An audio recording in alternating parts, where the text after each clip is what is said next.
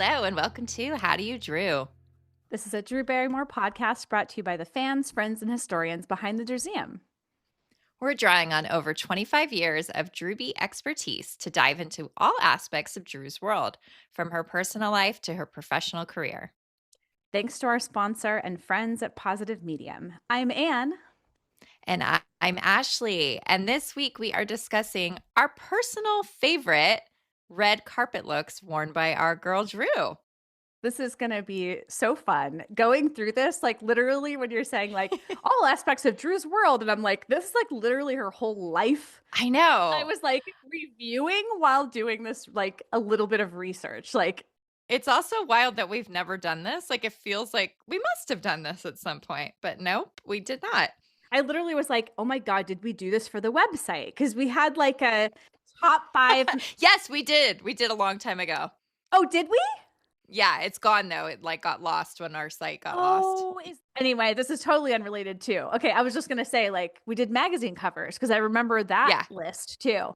And we also done our favorite of Drew's performances. So if you guys want to know some of our other picks, we will put links to those on the episode page. Yes. Can we do some follow-ups to our last episode? Yeah. Our last episode, 121, was all about Drew's film and TV cameos. And we had a caveat at the top. We were like, hopefully this is a definitive list. We've probably forgotten something. We kind of joked about it a lot. Like, yeah. So, I mean, first thing is I want to say is that I think some people consider Batman Forever to be a cameo, and that did not meet our criteria because, first of all, she gets like opening credits billing, like a cameo would never have that, and she's in quite a few scenes. It was originally supposed to be more like a cameo, but the role was expanded. And if you guys want to know more about Drew's involvement in Batman Forever, you can listen to our episode 107. It was I really enjoyed doing the research on that one. I had so much fun. I was just going to say, for how little she's in the movie, I feel like we talked a lot about like her involvement and it was really fun. Yeah. Like that was a weirdly fun episode, right? I just had a message from our friend Jolena, who she just listened to it and she loved it. I was like, thanks, I love doing it. Thank you, Jolena. We love you. Okay, so we also just wanted to mention that we did miss a few cameos. It's bound to happen, right? We're human, I guess. We're not the perfect Drew Barrymore encyclopedias we claim to be. We're using like so many sources and then still things pass through. So in 2005, there was a movie, Stewie Griffin, The Untold Story, where Drew has a voice cameo as herself. And this is Drew at like an event or a premiere, and her date is the Kool-Aid Man, so that's kind of funny. We will link to that as well. It's on YouTube. The next one was pointed out by our dear friend Tess. She was like, "Hey guys, remember in 2022, Drew did a Simpsons voice cameo as herself." So she had done a guest appearance in like '99 on the show, right? As a character.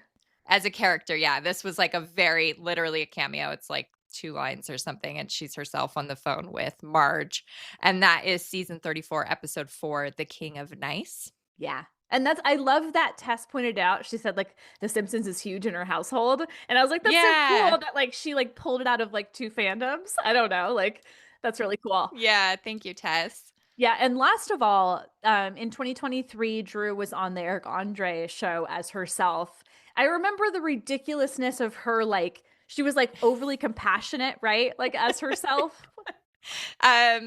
It's like this panic moment where I don't even want to try to explain it, but she's like comes in, she's like, I'm Drew Barrymore. I'm an empath. I can help. And it's like, it's very like, it's over the top. Esoteric comedy. It's very strange and like, what just happened? It's very Eric Andre. I guess if I know like very little about him, I can see that it goes that way, like almost like weird, like over the top, but just like a little bit uncomfortable. Like what? Yeah. All right. Okay. So now we can move on to other things at the top of the episode. So let's talk about things that Drew's proclaimed her love for recently. I love love. Okay, Drew loves a loaded baked potato. Yum. She loves a Diane Keaton baby boom moment. She loves fried green tomatoes, which I remember her proclaiming her love for that like decades ago. So I love that consistency. I think I've seen it once and I do remember enjoying it. Oh, right. I need to see it again. really? I've seen it a lot. It was like a favorite of mine for a while. Okay. It's like also the other Mary Louise Parker movie where she's like sick and kind of in a lesbian Oh. relationship. Got it. Very familiar. Yeah. Drew also loves coffee and steak together. Okay. She loves a Japanese breakfast. Okay. Harold Ramis. Okay. Watching cooking shows. No surprise. She loves when it's not unanimous. It's kind of that thing of she loves a debate, all those things. Okay, sit down. Did you know Drew loves the Beatles? No way. How has she not said that? I know. I checked. I mean, of course she said it, but like in any of the things that we specifically have covered, like that's since insane. We've been tracking. Yep. Okay. She loves Rod Stewart. Okay.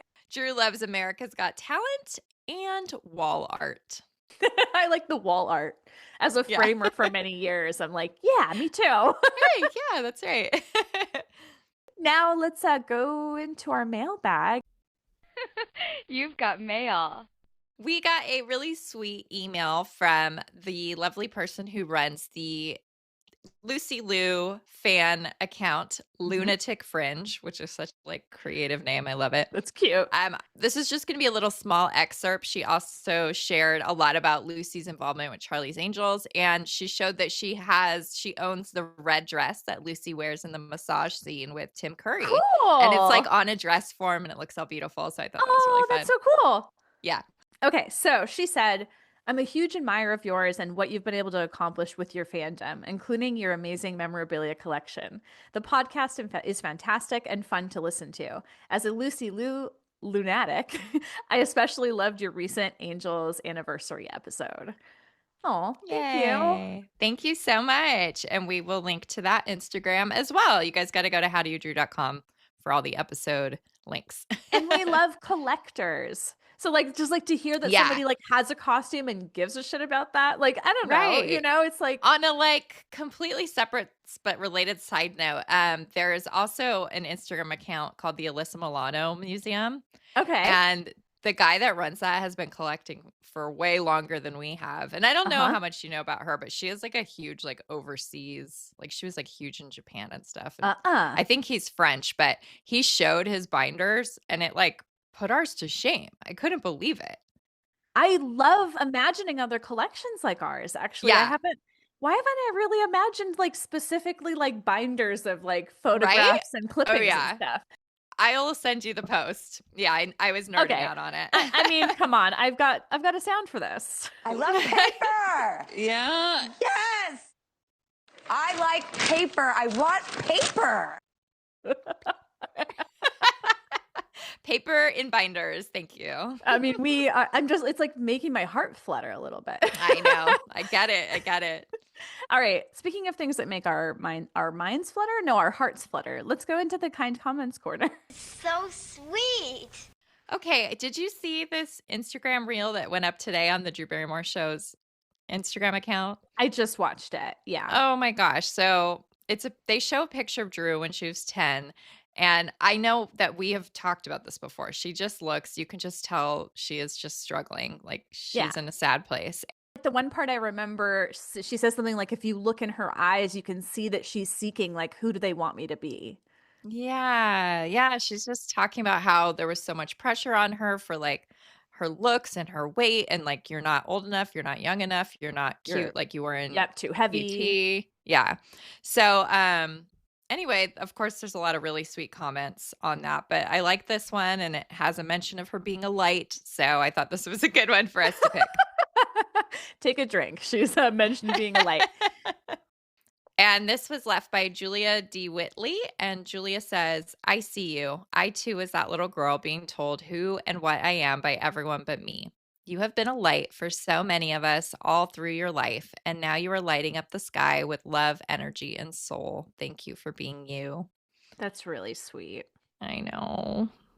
That whole thing, like, really got to me. Yeah, and I think that she's seeing that little girl in a totally different way in the last several years, and it's amazing. And it's amazing for us to go through this and see the trauma, like, within the pages of her book, within like her life that's been so public. Yeah. Did we talk about the sardines thing? I think it happened in between recording. Did you see where she like said she had a realization in therapy that she, as a little girl, is one of the sardines? Yeah, I did see that. Like it was healing. Yeah. Yeah. We love this stuff. And it's like, in a way, it feels like woo woo, but in another way, it's like, no, like this is like healing, you know? Yeah, no, she needs to do this work. Yeah. From my like very armchair perspective. But like deep diving in Little Girl Lost and doing all these other millions of, hours of episodes. We want to talk to her about them because we know her perspective is like so interesting. So anyway, that was lovely. Thank you for that comment. That was nice. And that post of Drew was lovely, of her talking about that. Like, it's really sweet. Okay, so let's get into what's new with Drew. Here we go with the news, everybody. Okay, so the MSC Cruises, remember we talked about, we knew that she'd filmed a commercial. So there's just a couple more snippets that have come out about that. There's a cute behind the scenes video, and there's also an on-set interview with Drew and Orlando Bloom. So be sure to check out their YouTube if you want to see those. And again, we will share the links. Okay, so let's get into the next 2 episodes of Hollywood Squares. Okay, so as of this recording, episodes 3 and 4 aired. There will be more airing the night we record this, so we'll talk about those next time. This is really sweet, though. So we have a nice little like correspondence relationship with Deborah Ferrullo, who has worked with Drew forever as a makeup artist, and she worked on Hollywood Squares. And she sent us a sweet little message, just kind of, because I was asking, how sometimes Drew has this like freckle here that gets really like colored in, accentuated. Yeah. So I was just like, hey, what's that all about? Like, I'm just curious, So she said, hi, happy New Year. Yes, Drew has a little something there. Not what you call a mole, but maybe a freckle. For this look, I think I was going for a 60s vibe, and I thought giving her a little mole would be cute. We do 22 shows, and I try to change it up for every show, but sometimes there is just simply no time, so we repeat a look. And then she said, as far as my process goes, I have none. I'm not a makeup artist that really thinks about it. I like to start and then see where it takes me. Honestly, I'm just crossing my fingers and winging it. I love it so much, and that just like that sentiment feels so Drew. Like, yeah, and like successful like her Hollywood Squares looks are so great. They're so great. So, who's styling her for them? Is it Lee or is it not Lee? No, it's not Lee this time. But I'm sorry, I don't have the name at the top of my head. Okay. But Matthew Kilgore is involved, which is cool. Okay. I like seeing that. Lana does her hair, but for some reason Lana's not in the credits. It's kind of weird, but like on social media, she's being credited by the other people who worked on the show. So I'm going to assume that's correct. Maybe it's like more on like a team like that's lower level somehow. I don't know. Just like Drew's personal. Like she's like, I'm bringing my hairstylist. Like she's whatever. Yeah. Who knows? I'll pay her out of my pocket. Like, don't put it on the whatever. I don't know. I can't imagine what the reason would be. Okay, so the bonus round facts, I actually don't remember if one of them is true. Ooh, okay. And this is so funny because the first one, I'm like, they absolutely filled these over the summer. Like, no one listened to our last episode, but you talked about something exactly like this on our last episode. I did, and I don't remember that. Okay, so the first one is that she almost lost a finger once making a smoothie. Okay, and I didn't know if it was true. So remind me, like, is it true or false? It's false. Okay. And you were talking about fingers in a blender because we were talking about the Santa Clarita Diet first commercial. I was like, what are you talking about? Like, when would I ever have mentioned that? That is so funny. Now I have the image. It's there. Yeah.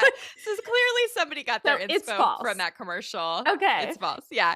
And then the other one was that she said Adam Sandler is her best on-screen kiss. And that was true. And I actually, for a second, thought it was false because I was thinking about how she like kind of had to say that she didn't think Jake Gyllenhaal was a good actor on some show. And I thought there was like a kiss thing that ended up anyway. Yeah. And I think I feel like there's been times that she's been asked that and she's deferred. Like she never wants to like pick favorites. So I was also That's why I was kind of not sure. Mm-hmm. Okay. I mean, they definitely have like won awards for being like on-screen True. kiss, right? That's true. It's whichever one has the best kiss, they've won. MTV.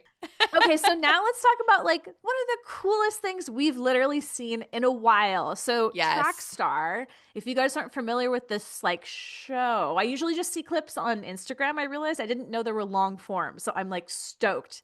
So the guy basically has celebrities, well-known people standing on the street in New York, listening to music on headphones and identifying the artist. And it's always fun. Like almost no matter who it is, it's fun. And can you explain like how this totally was like structured interestingly?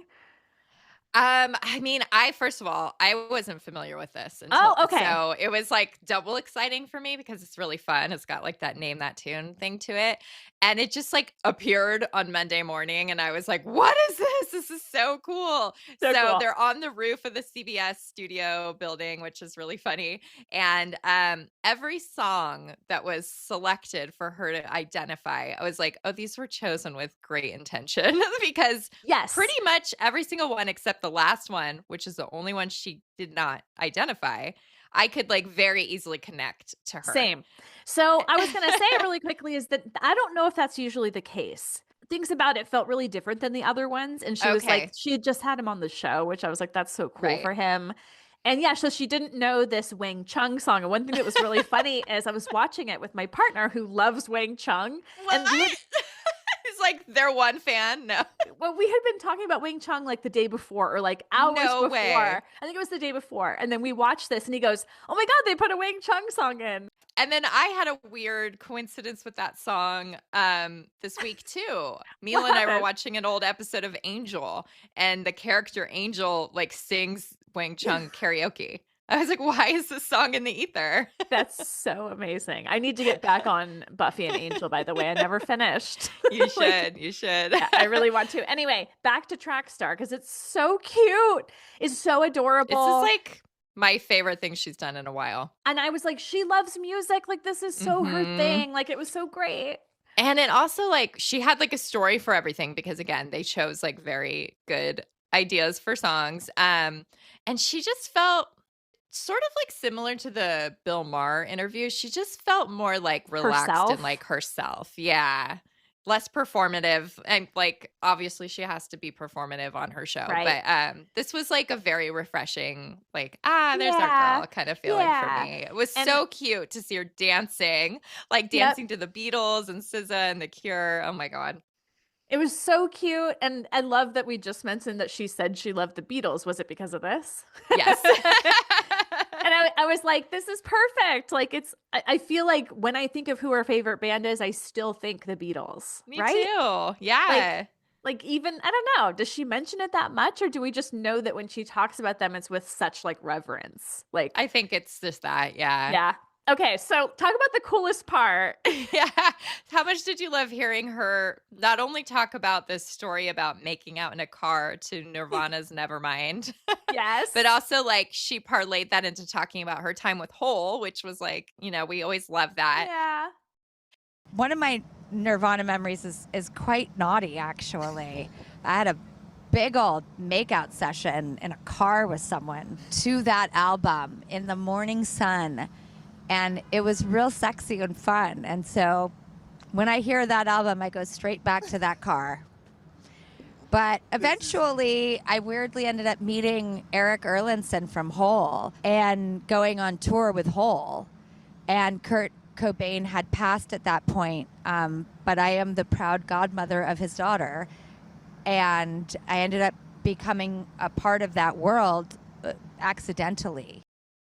And how long has it been since she's mentioned being Frances Bean Cobain's godmother? I have no idea. Decades. Was she at Frances Bean's wedding? I don't think anyone knows. I think it was very private. Okay. But if you remember, Frances had posted like a bunch of pictures maybe over the summer. And like there was one that Drew was in. So maybe, yeah. I mean, I love the idea of that. I know. Why is it so touching? I mean, I think it's also just like we know that, well, because then Drew mentioned she never met Kurt. because it was like the year after, which was so neat. Anyway, it's great. So if you are familiar with Trackstar and you haven't seen Drew's, watch it. If you're not familiar, also like go watch it. It's great. It's so good. Hey, Drewbies. We are here to tell you about our website hosts, Positive Medium, and they sponsor the podcast. We've been clients of theirs for over 10 years, and we use them for all our website needs on thedrewsium.com. Their services include customized web design, professional coding, search engine optimization and marketing, plus hosting, which has been huge for us for many years. Plus, their incredible customer service has been one of our favorite features. They've literally saved our site quite a few times, and they always help with minor troubleshooting in a matter of minutes. So whether that's coding issues or back-end questions, etc., we reach out, we get help immediately, which is just invaluable. Lucky you. To our listeners, Positive Medium is offering 25% off any managed WordPress hosting plan using our promo code DREW. That's DREW. Visit our friends over at positivemedium.com. Thank you. Are you ready to talk about our favorite red carpet looks? Ooh, let's do it. I love to wear a dress on the red carpet. It feels so Cinderella fantasy. That is so perfect. That's totally the sentiment that she always uses. And she literally just said that on the show. Like, it was posted today. What? I know. Cosmic coincidence. I was just going to say. Okay. So before we jump into like our tops, we're going to just do some honorable mentions. There are a lot. It's hard not to. I literally, for this thing, I went through every year where she would have had a red carpet and skimmed every folder in our candidates folder until I got to like 2015, whatever year I asked you, like, do I need to do this? Like, it took me so long. Girl, I don't know how you did that. I don't know why. I mean, a couple did surprise me. And I think that's why you were kind of surprised by my list. But anyway, there are lots of honorable mentions because it was hard to narrow down. Very hard. But it's also super fun to go through like these and maybe why we didn't pick them, because I think I usually have a reason why they didn't make it. Like, okay. I don't know if I have like specific reasons. Mine are just like, it's just not quite there. If I'm going to pick five, these are just right under there. Okay, so we're going to do these chronologically. We'll also be doing our top looks chronologically. So we'll kind of be swapping wherever we ended up including something. So it's kind of a weird little format, but here we go. Okay, so the first one that I chose as an honorable mention is the CFDA Fashion Awards. That was in February of 1993. And at that, she was just wearing like a simple black strappy dress with like a little bit of a gold detail, the red lip. Like, it's very simple, but she looks stunning, and her like blonde hair is like just perfectly like set. I don't know. Yeah. I don't think you're in the minority with that, because when I did polls for the best look of 93, that's what everybody picked. So yeah, it's stunning. And I when I was going through this, I was really envisioning like what clippings was I always excited to get.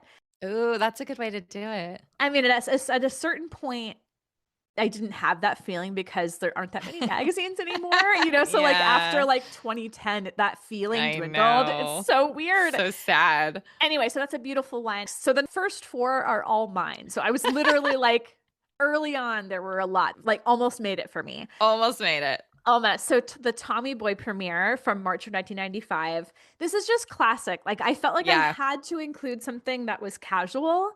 Okay. Because as much as she likes to Cinderella it up, that this time she did a few like red carpets that were super casual.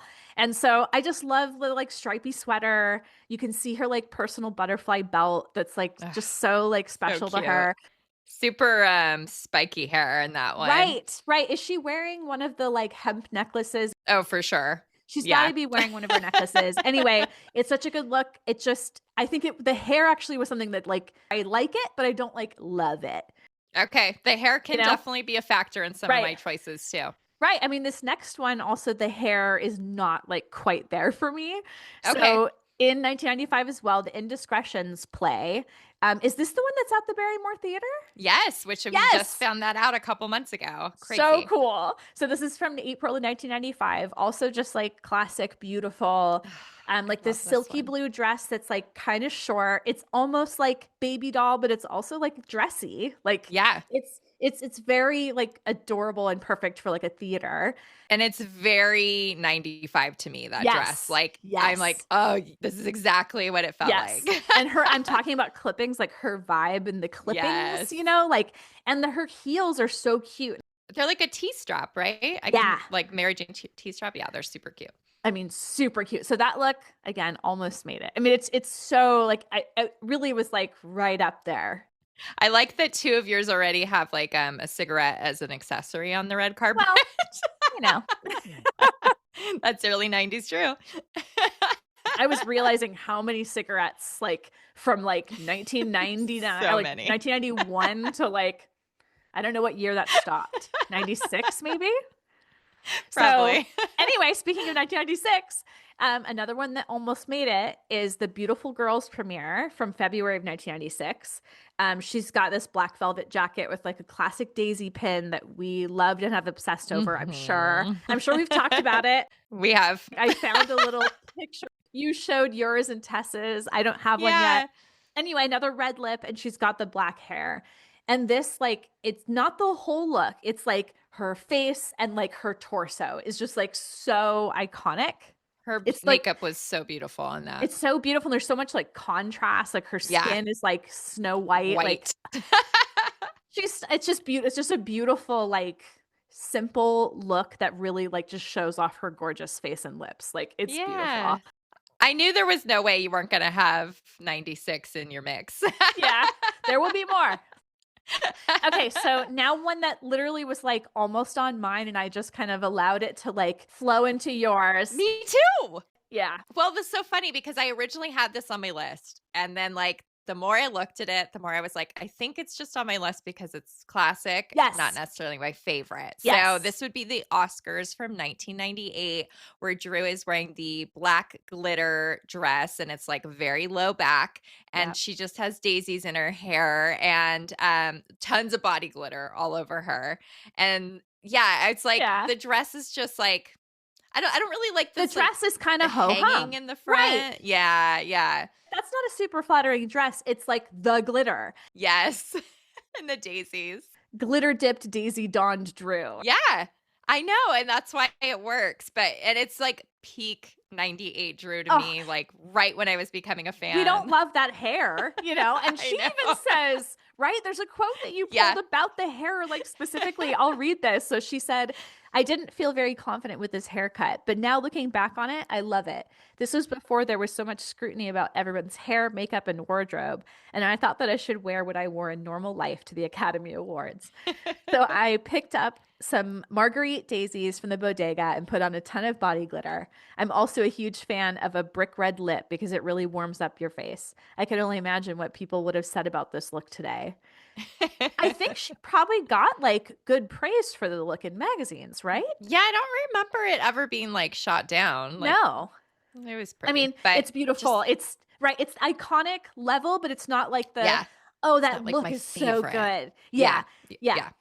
Okay, so that's why I didn't make my list. And then this one too, iconic, the Charlie's Angels Full Throttle New York premiere from 2003. This is the one that is internet famous. Like the internet loves this look. People do this look for Halloween. This is Drew in the My Boyfriend is Out of Town t-shirt. And she just has on black leather pants. Her butterfly tattoo is showing, which we always love. She's got those blonde extensions. She's just kind of rock and roll. She's walking down the street with a bottle of champagne. Like, this is just a vibe. I'm always going to love it. But it's just like, I don't just look at the look and go like, oh, that's so beautiful. It's just more like the whole lore behind it. Yeah, I was just gonna say, like, the look itself, I'm like, I don't love a leather pant. Like, there definitely were like other instances of leather pants, like in like 95. Like, I think she was wearing like leather pants at Boys on the Side, and I'm like, that's right. Like, they kind of get a downgrade for me. But that look is so iconic that like it has to be that, and it has to be the champagne, and it has to be a costume for Halloween, like for some weird reason. Okay, so now we're at another Oscars look from February of 2005. I have just always loved this one. Like, again, it surprised me. Surprises me. as soon as I pulled it up, I was like, yeah, like I loved it. And I looked at a bunch of pictures and like it was affirmed. She loves it. She felt like she wanted to look very like grown up and like you can see that there. I don't know. It's never really worked for me, but it's fun that you picked it. Yes. She has like a brunette updo. So again, the color of her hair is like an interesting color for her. She's got like a pink lip, which almost seems like it wouldn't go with the outfit, but it's like perfect. Like big kind of dingly, like they almost look like bells, like her earrings. Yeah. Yeah. And the dress is like strapless black dress with like kind of a pattern, but it's like really pretty, like both form fitting and like wide at the bottom. Like, I don't know. Maybe you just like that it's kind of goth.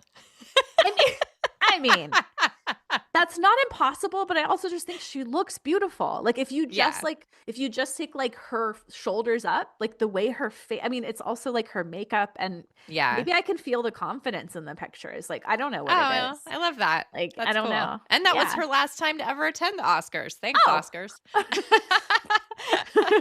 Okay, speaking of awards that she never goes to anymore, my next honorable mention is the Golden Globes from 2009. We just celebrated this one on our Drewsium Instagram because it was like the anniversary. It happened to fall on the same day as the Golden Globes again, my birthday of all days. But this is the one where Drew has the huge blonde hair. She said she wanted it to look like Just Had Sex hair. Yeah. And she's wearing a custom blue Dior Haute Couture by John Galliano gown. The gown is so beautiful. I'm so happy she still has it. This was almost on my list, and I'm really glad it's on yours. I literally was like, we can talk about it together. It's so beautiful, and the whole thing is like the blue color is beautiful on her. Yeah, like it's almost like steel blue. Yeah, I don't know. It's a similar blue to the silky blue dress from the Indiscretions play. It's just not silky, like it's two like bluish dresses.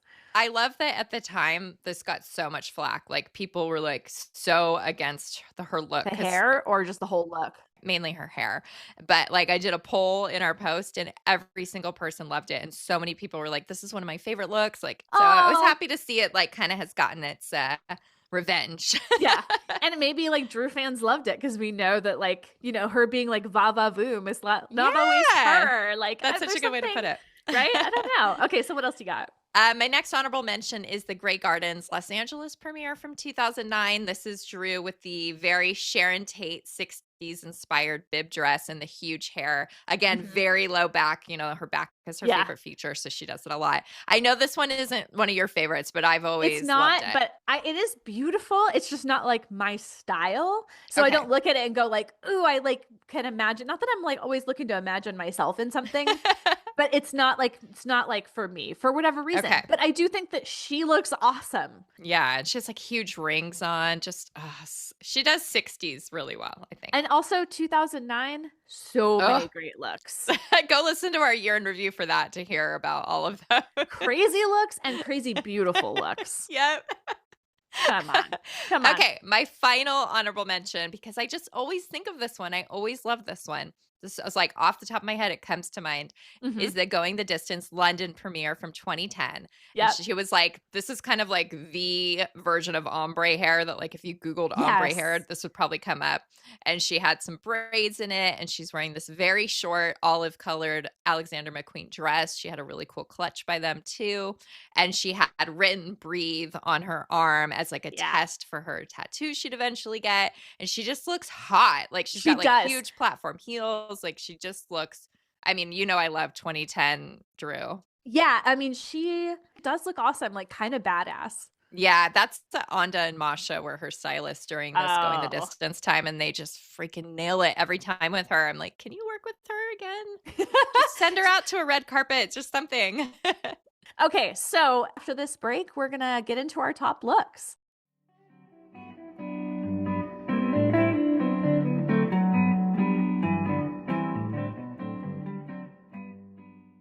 So that was just our like warm up, guys. That's why we like kept those pretty short-ish.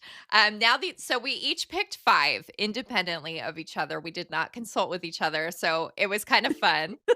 I tried really hard. I was like, I don't want to look at your list. I don't want to know. Restraint. Yeah. So we do have 2 that we share in common as our top picks, which isn't surprising. I knew Yeah. we'd at least have one. Yeah. So yeah, we'll just each talk about it. Again, we're going to go chronologically. We didn't do like a top, counting down to number one because that's just too much pressure. It's too hard. Yeah. So chronologically felt right for like an archivist. It felt right to like her style in that way. So the first one that made it is 1995. Surprise? No. The Batman Forever premiere. Why is it so wonderful?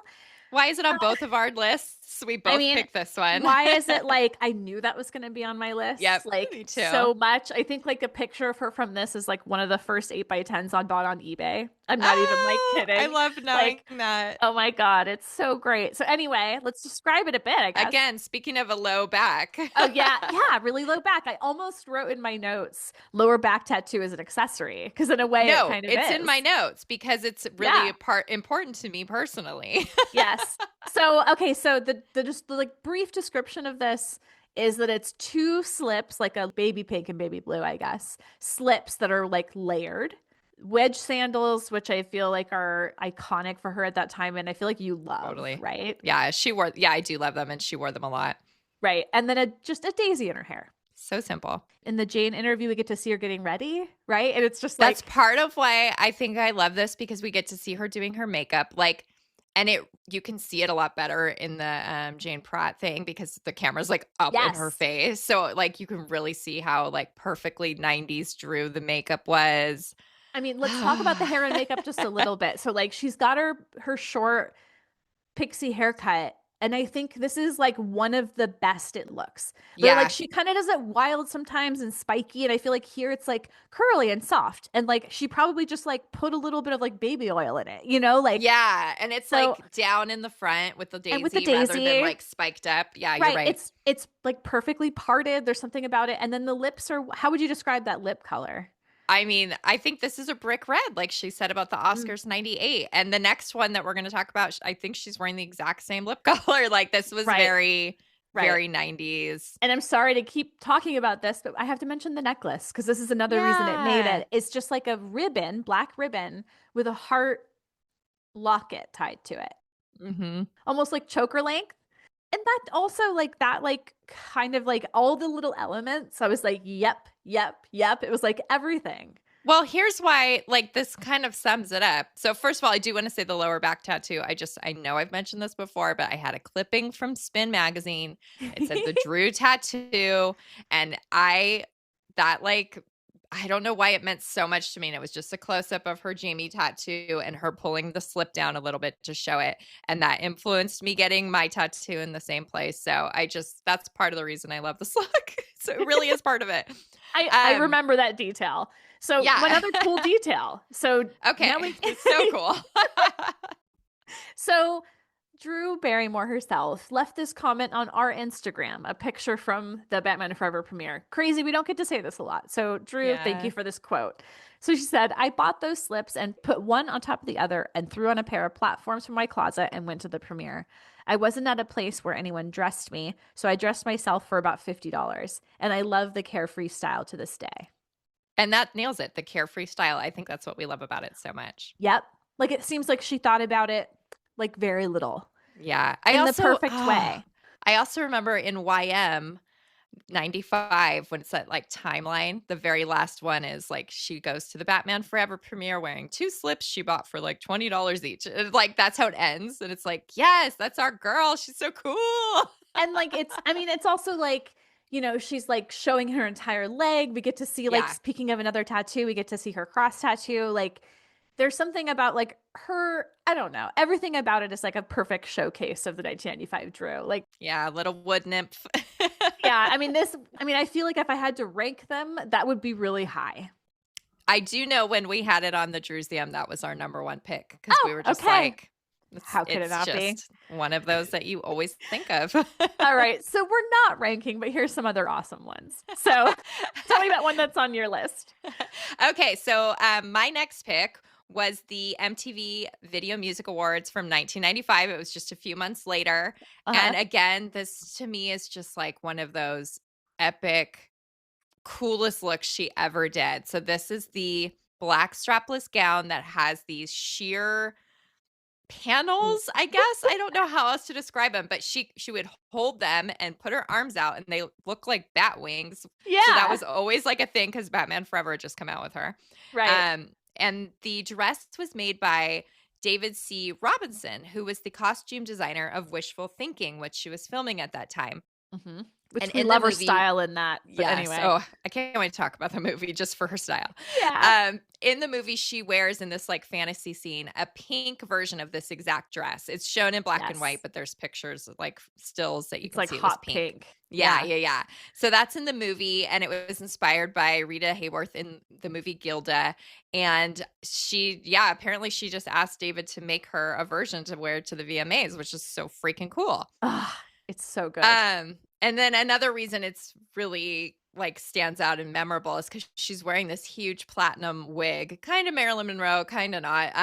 But and of course she has daisies in it. And she said on the Drew Barrymore show a couple years ago, I was like, for whatever reason, I'm going to break up the wig and throw some daisies on it.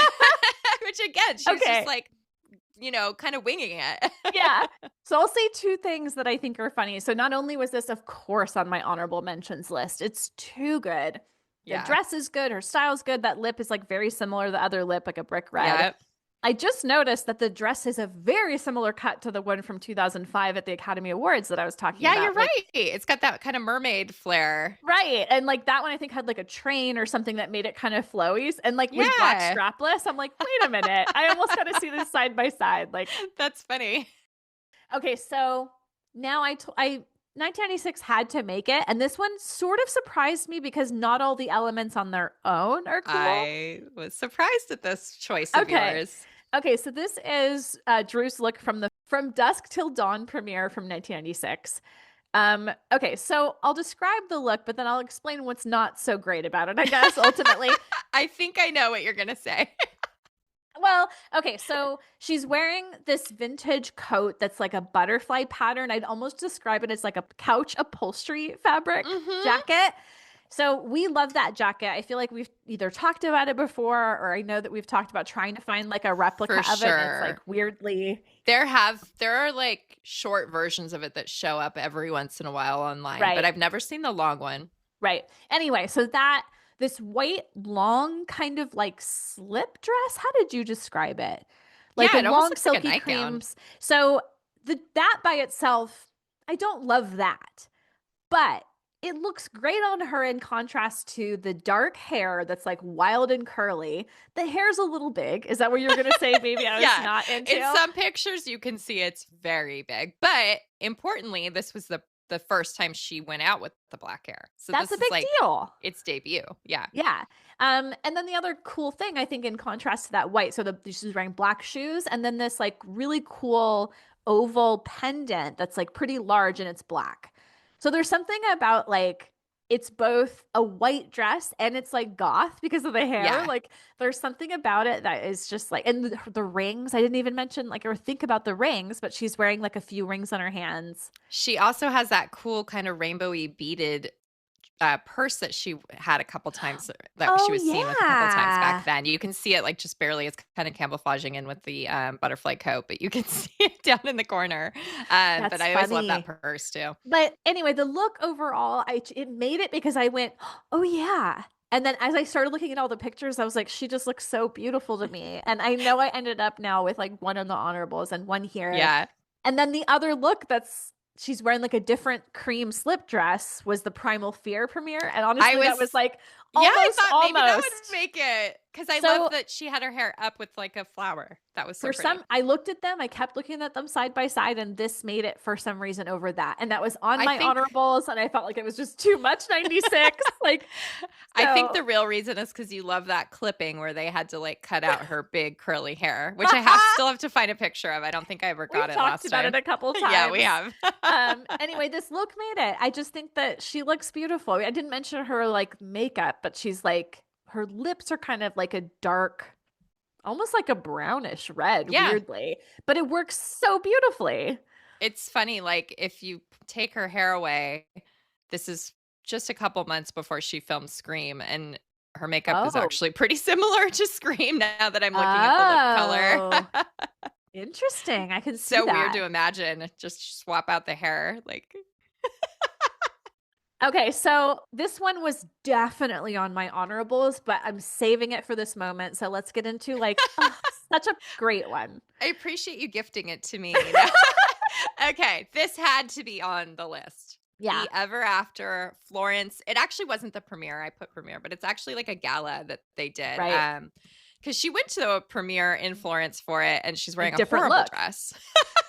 I was looking at it and I was like, oh, in contrast, like I was like, it's kind of pretty. Like she makes it work. But then this dress in comparison is just like, it blows our mind. This is probably one of the coolest gowns she's ever worn. Yeah, it definitely is. I'll just say it definitely is. So this dress was custom made by Ferragamo, who did the glass slippers for the movie. So it was like kind of a cool little tie-in. And it was made from more than 50 chiffon scarves. And it was supposed to have been sent to Drew prior to this when she was in LA so that they could do a fitting. And like something went wrong and it mistakenly never left Italy. But luckily she was reunited with it and it fit and it all worked out. My but God. That's crazy to imagine it could have been lost. Yeah, that is crazy. So this is like literally the internet's favorite dress. In the last like 2 years, I feel like I see this all the time. Like it gets posted all the time and people always like engage with it. So she talked about it on a cute little video on the Drew Barrymore show's Instagram not too long ago. And she said that wearing it made her feel like part of a fairy tale, just kind of like that audio we played at the beginning.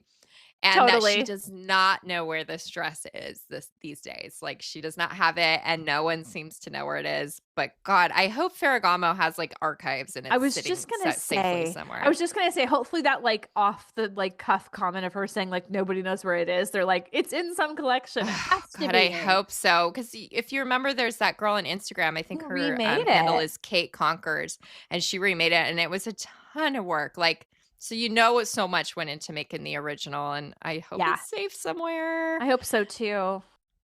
In that same video, she does mistakenly say that she's wearing the shoes from the movie. But they're not those actual shoes. They're a version that Ferragamo made to like sell. Oh, to sell. Yeah, they sold them.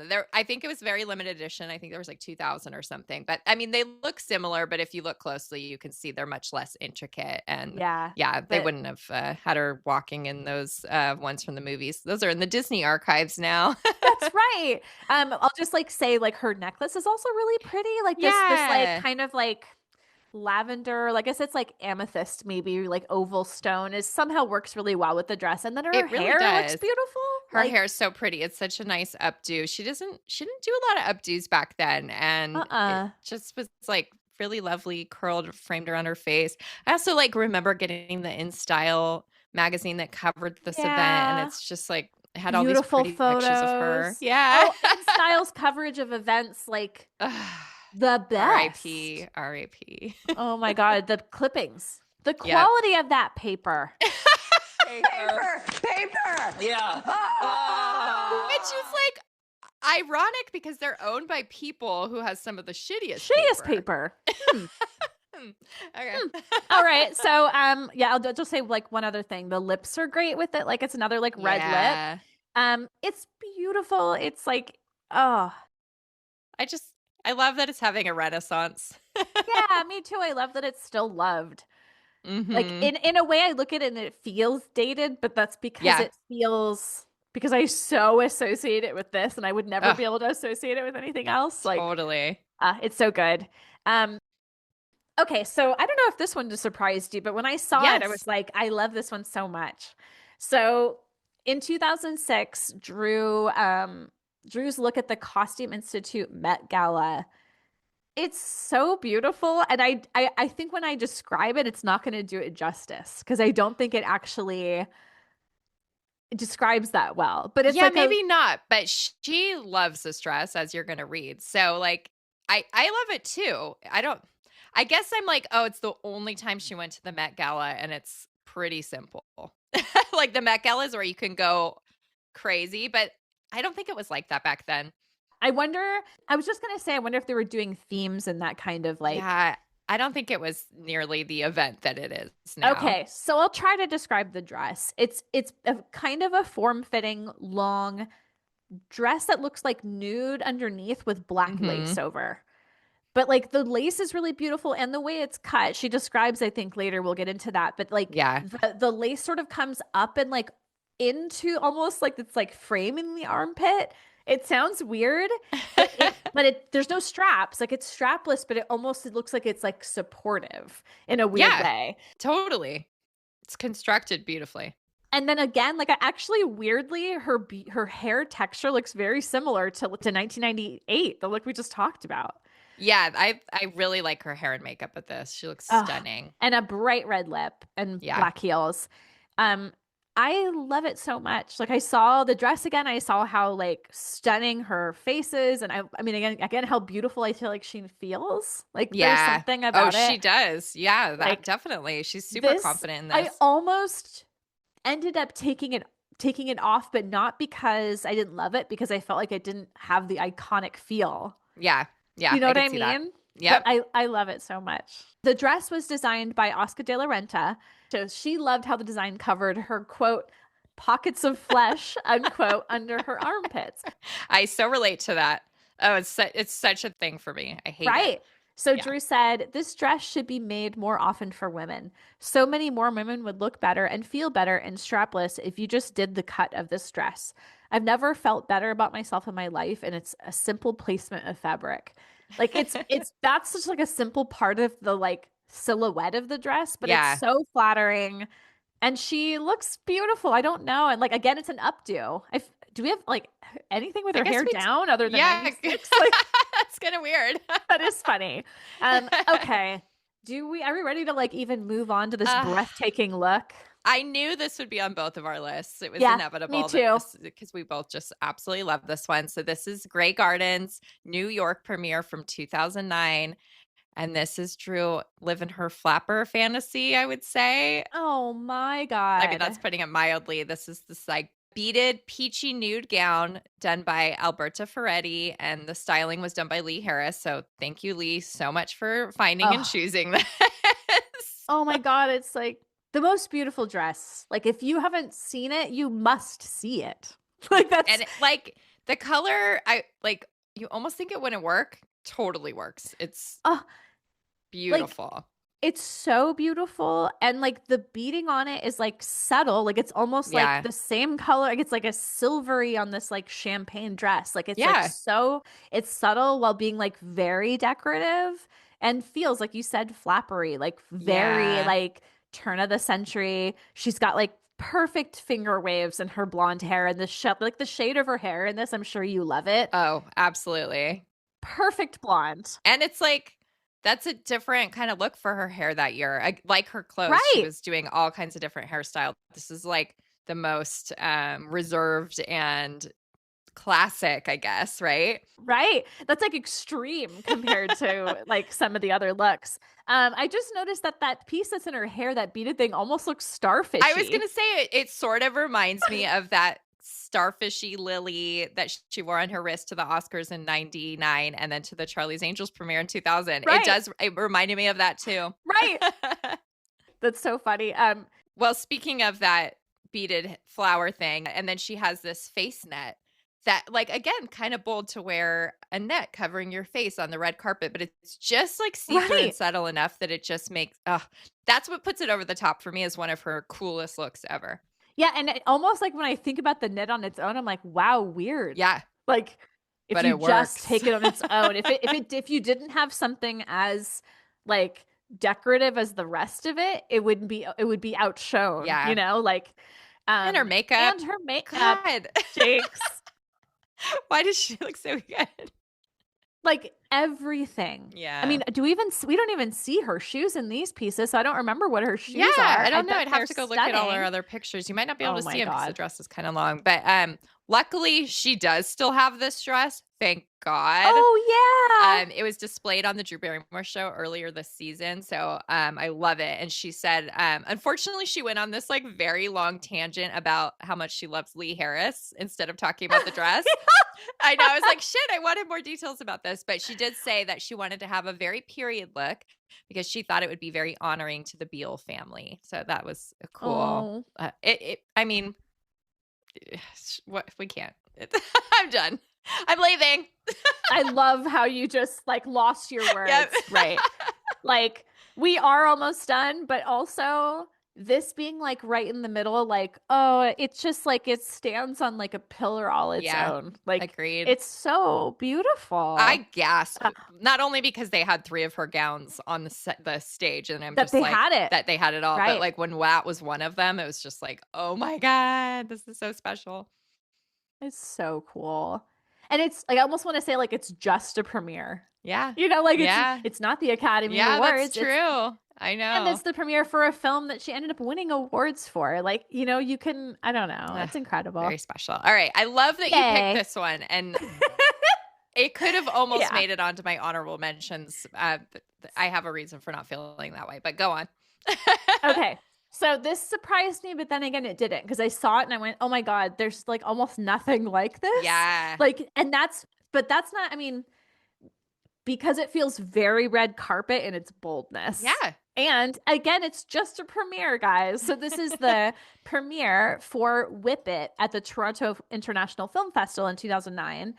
So there's so many things about it that are like bold. So the look itself, so who made the dress? It's Alexander McQueen. It's called a tattoo dress, and it's yellow and black, like bright yellow and black. I mean, the dress is like, it's got a lace over the whole thing, but it's like very intricate lace that's in this like stunning pattern. It's almost, it always like almost gives me like a cool insect look. Is that weird? Yes. Okay. No, that's not weird. I was almost going to say like, is it a cicada? Yeah. Like, I don't have like a picture of the front, but it almost looks like, actually there's an artist I love that goes by Strange Dirt, and it looks like something that she would do. Oh, cool. Like, so the other thing that's cool is like the straps. There's no straps on the dress, like actually, like the top of it is just the lace. Never really thought about that. You're right. Like, so that's why they call it the tattoo, I think, because Yeah. it looks like it's just her skin with like black lines. So that alone is like, whoa, like it's a whoa. Would be too much, I think, on a lot of people. Yeah. Like but oh my God. And then the hair. So you mentioned how different her hair gets throughout 2009. So we're still in the crazy 2009.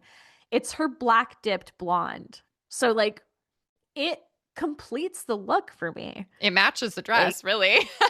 Right. Like if she didn't have that, I don't think I would maybe love it as much. Like it's about the entire thing. Like even the like high heels, like how high they are, it just feels like just right. I can see that her nails are like blue. I love the nails. Too, They're like turquoisey blue. I love the shoes. And I love the black tips for her hair. But yeah, there's something about the like messiness that that leaves bothers it off. you. Yes, because I loved it when she was doing some of the other promo for Whip It when she first came out with that hair. I love her look for that.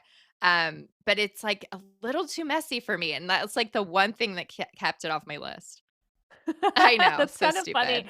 I'm wondering, like, because I agree, it looks a little bit like wispy, like something's going on. Okay, so we have a quote from Drew talking about the blonde hair with the black tips, and she said, "Tracy Cunningham and I dyed my hair white blonde, cut it at the shoulders, used a ruler, put black dye on the ruler, and put Vaseline in the hair to the edge of the ruler so the color wouldn't bleed up." All of it sounds very complicated. Like, I think I remember like thinking she's like looks punk rock that year. Which was so perfect for Whip It. Right, for like the film and everything. And then this was like fun to be the premiere of the Toronto Film Festival, like to look punk rock, but then like be Cinderella. Like there's something very beautiful about it. So like her look is like there's like a very like not a nude lip, but like a really light pink lip. So didn't need to do a lot with this look. Definitely. And then it looks like, I can't really tell, but like maybe the eyes are like a black eyeliner, like with cat eye. It's definitely heavier eyeliner than she normally wears. Right. So it surprised me, but then again, like it almost like a gasp in a different way than the flapper. No, I think if you were to put like her most amazing gowns she ever wore, this would make the list for sure. Right. So it's a great choice.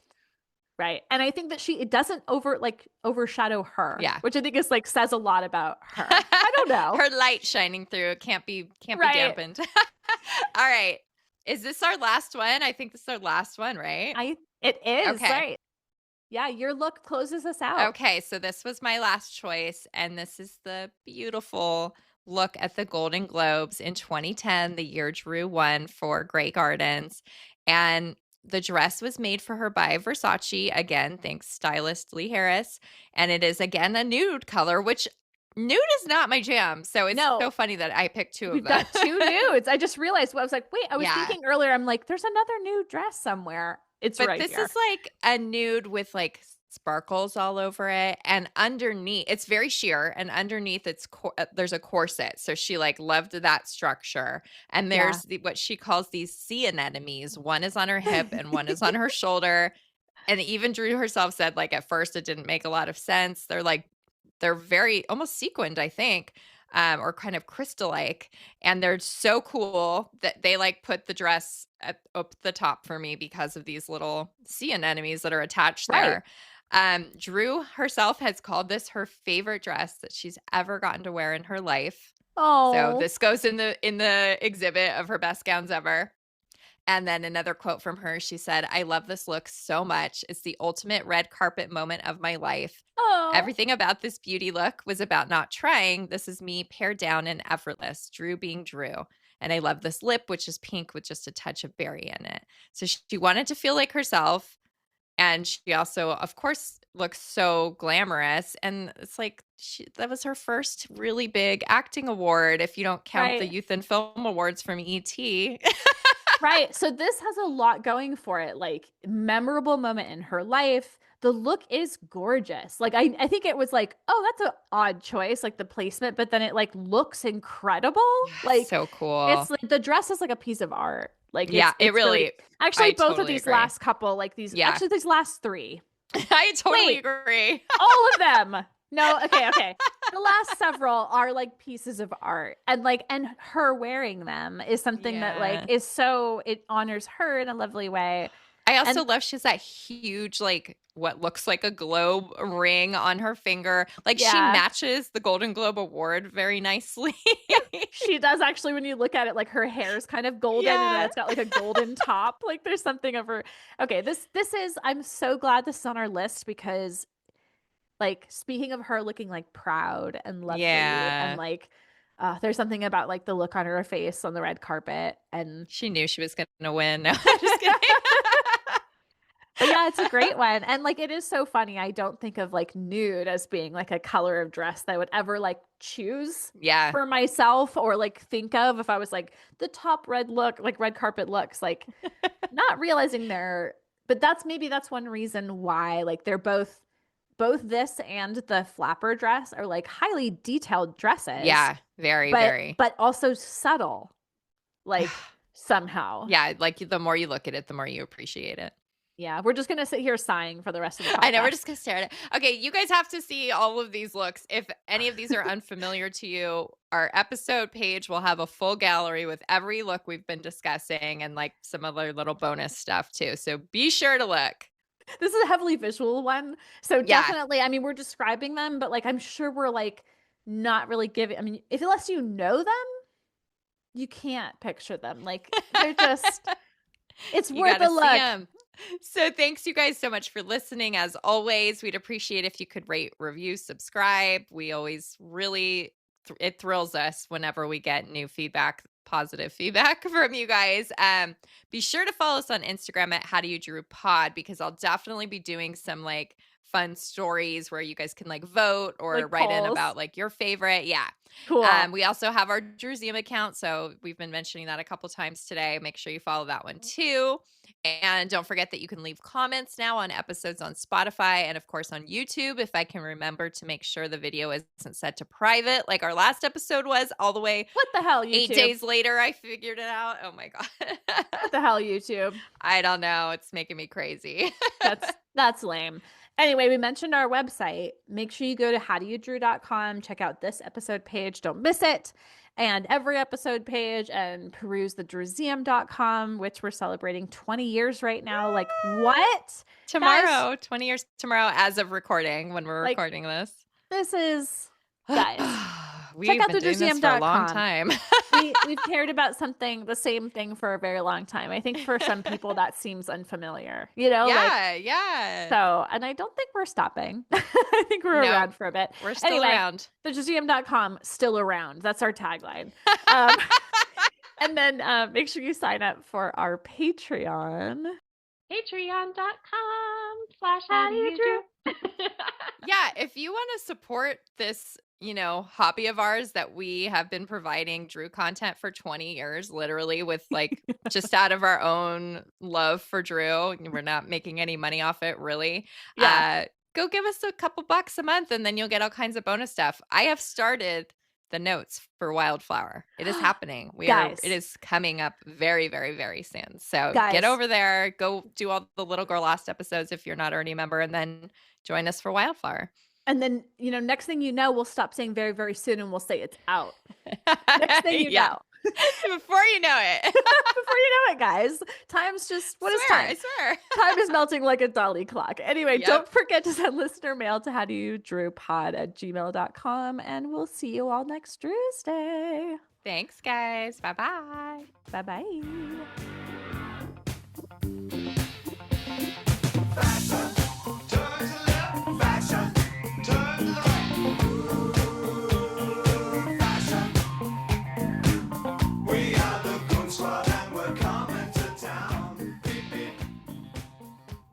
This episode of the How Do You Drew podcast was researched and produced by Ashley and Ann from themuseum.com with help from our sponsor, Positive Medium.